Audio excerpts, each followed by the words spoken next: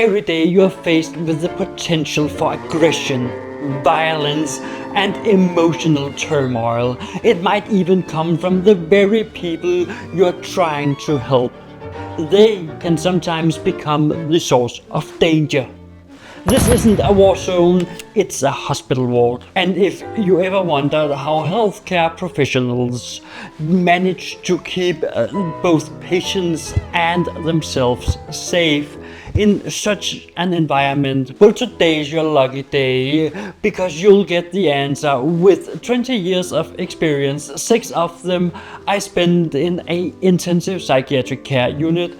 I've seen it all. I'll share how I navigated these high-stakes situations and avoided escalating episodes, because today we're diving deep into the Bergen Model. What can it do? This model is a groundbreaking approach that's transforming the way we handle aggression and violence in psychiatric care.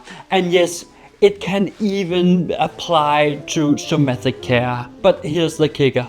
It's not just about controlling outbursts. It's about understanding the human behind the behavior. So let's get into it. Let me take you on a journey back to my early days in the intensive psychiatric care unit. I remember a patient, let's call him John. John was a big guy, towering over most of the staff. And when he got agitated, it was like a storm brewing. One day, he snapped. He started by throwing his chair. At that point, I felt unease. He hadn't thrown the chair against anybody, he has just thrown it against the wall. But still, my adrenaline starts pumping, my heart was up in my throat, and then he was screaming, and it felt like the whole ward was on edge. I saw one of my fellow nurses withdraw behind a wall, another coming up right behind me. I felt her hand on my shoulder as she would stand with me, and I felt the old way of doing things. We need control, we need to put him down. But here's the thing. Instead of rushing in to restrain him, we took a step back. We used the principle of the Bergen Model. We didn't see John as a threat. We saw him as someone in pain, someone who was scared and didn't know how to express it. And that shift in perspective, it changed everything. The Bergen Model isn't just a set of techniques, it's a philosophy. It's about creating an environment where violence is less likely to happen in the first place. And when it does, it's about handling in a way that respects the dignity of the patient while keeping everyone safe. The model was developed in Norway.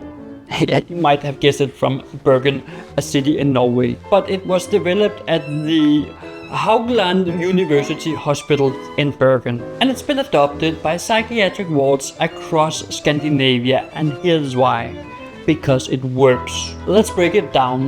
The Bergen Model operates on 3 levels. The first level is about prevention.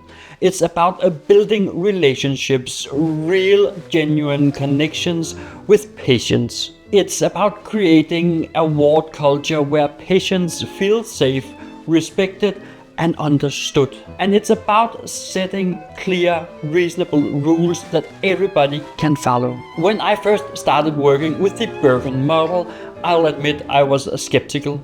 I thought, how can something as simple as building a relationship prevent violence? But then I saw it in action. Patients who felt heard and respected were far less likely to act out.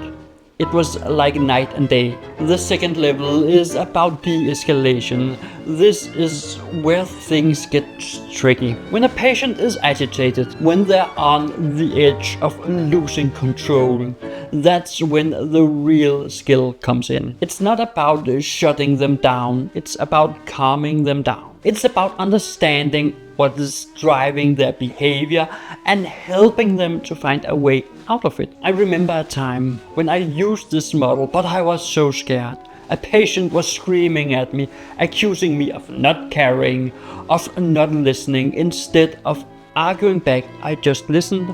I let them vent, and you know what? They calmed down.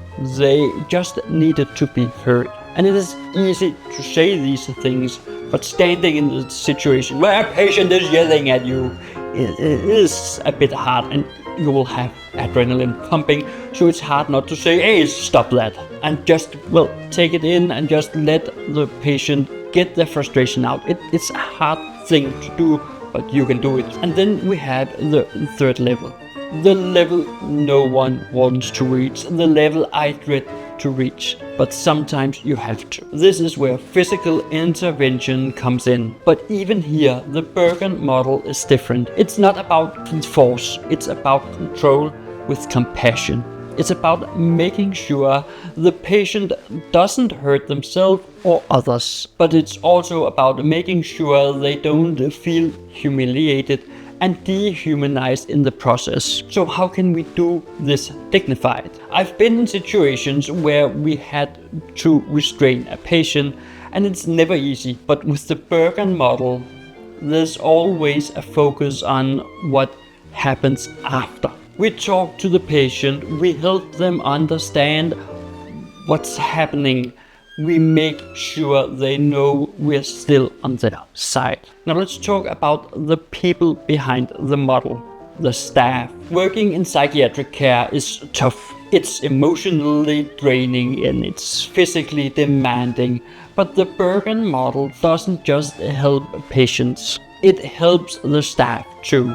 It gives us tools to handle the stress, to stay calm in the face of chaos. And surprisingly, it helps to create a culture where we support each other.